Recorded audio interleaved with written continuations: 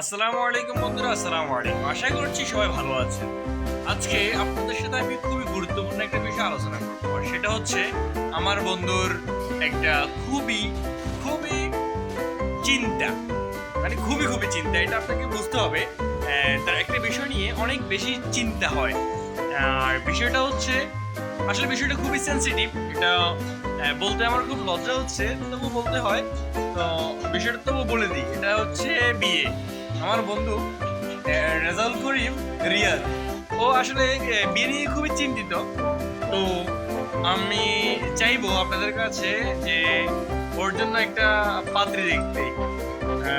পাত্রীটা যেমনই হোক, ও এখন শুধু বিয়ে করতে চায়। বিয়ের জন্য পাগল হয়ে আছে। যেমনই পাত্রী হোক পছন্দ হয়ে যাবে, শুধু একটা হলেই হবে।